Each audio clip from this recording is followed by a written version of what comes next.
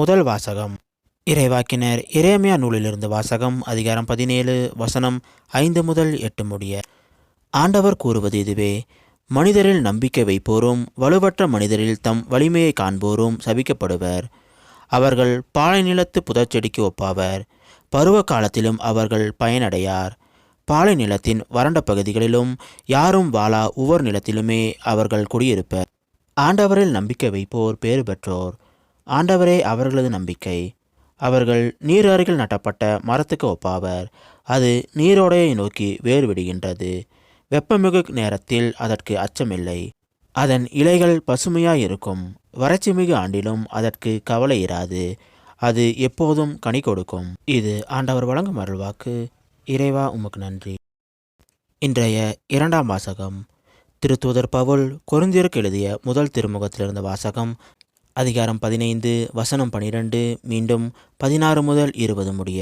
சகோதர சகோதரிகளே, இறந்த கிறிஸ்து உயிருடன் எழுப்பப்பட்டார் என அறிவிக்கப்பட்டிருக்க உங்களுள் சிலர் இறந்தோர் உயிர்த்தெழுவதில்லை என சொல்வது ஏன்? ஏனெனில் இறந்தோர் உயிருடன் எழுப்பப்படுவதில்லை என்றால் கிறிஸ்துவும் உயிருடன் எழுப்பப்படவில்லை என்றாகிவிடும்.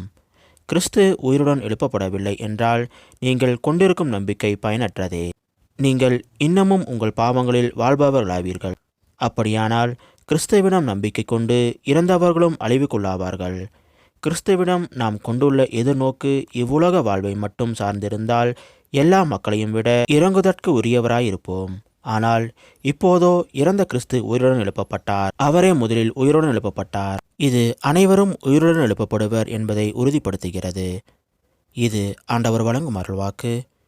இறைவா, உமக்கு நன்றி. இன்றைய நற்செய்தி. புனித லூக்கா எழுதிய நற்செய்தியிலிருந்து வாசகம். அதிகாரம் 6 வசனம் 17 மீண்டும் 20 முதல் 26 முடிய. அக்காலத்தில் இயேசு திருத்தூதர்களுடன் இறங்கி வந்து சமவெளியான ஓரிடத்தில் நின்றார்.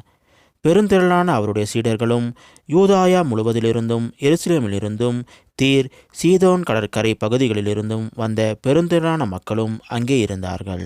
இயேசு சீடர் மீது தம் பார்வையை பதித்து கூறியவை: ஏழைகளே, நீங்கள் பேறு பெற்றோர், ஏனெனில் இறையாட்சி உங்களுக்கு உரியது. இப்பொழுது பட்டினியாயிருப்போரே, நீங்கள் பேறு பெற்றோர், ஏனெனில் நீங்கள் நிறைவு பெறுவீர்கள். இப்பொழுது அழுது கொண்டிருப்போரே, நீங்கள் பேறு பெற்றோர், ஏனெனில் நீங்கள் சிரித்து மகிழ்வீர்கள். மானிட மகன் பொருட்டு மக்கள் உங்களை வெறுத்து ஒதுக்கி வைத்து நீங்கள் பொல்லாதவர் என்று இகழ்ந்து தள்ளிவிடும்போது நீங்கள் பேறு பெற்றோர். அந்நாளில் துள்ளி மகிழ்ந்து கொண்டாடுங்கள், ஏனெனில் விண்ணுலகில் உங்களுக்கு கிடைக்கும் கைமாறு மிகுதியாகும். அவர்களுடைய மூதாதையரும் இறைவாக்கினருக்கு இவ்வாறே செய்து வந்தனர். ஆனால் செல்வர்களே, ஐயோ உங்களுக்கு கேடு! ஏனெனில் நீங்கள் எல்லாம் அனுபவித்து விட்டீர்கள்.